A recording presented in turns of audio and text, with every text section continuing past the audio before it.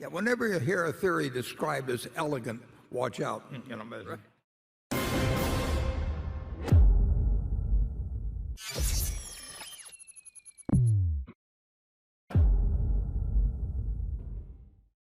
I went to 3 business schools. At each, I found a teacher or two.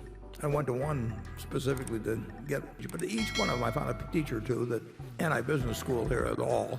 We do think that the priesthood, say 30 years ago, for example, in terms of, or 40 years ago, in terms of efficient market theory and everything, they strayed pretty far, in our view, from the reality of investing. And I would rather have a person, if I could hire somebody among the top 5 graduates of number 1, 2, or 3 of the business schools, and my choice was somebody that was bright, but had chapter 8 of The Intelligent Investor. Absolutely, it just was natural to them. They had it in their bones, basically. I take the person from chapter 8. This is not, what we do is not a complicated business. It's got to be a disciplined business, but it does not require a super IQ or anything of the sort.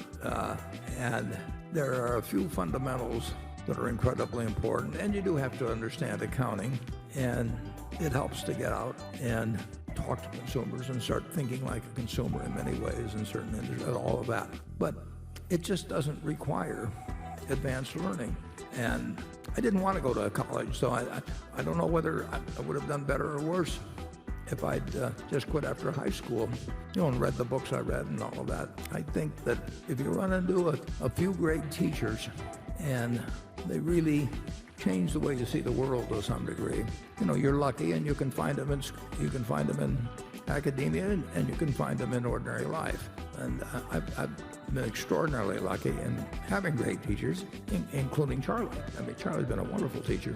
Any place you can find somebody that gives you insights into things you didn't understand before, maybe makes you a better person than you would have been before, that's very lucky, and you want to make the most of it. If you can find it in academia, make the most of it, and if you can find it in the rest of your life, make the most of it. Graham, incidentally, one important point, Graham was not scalable. I mean, you could not do with really big money.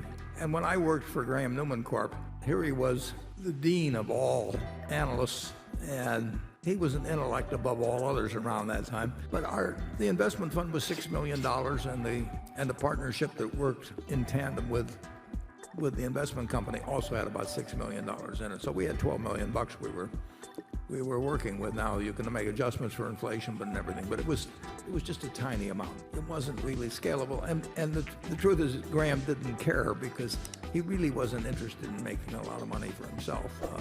So it had no reason to want to find something that could go on and become larger and larger. And the utility of Chapter 8 in terms of looking at stocks as a business is of enormous value. The utility of Chapter 20 about a margin of safety is of enormous value. But that's not complicated stuff. Yeah.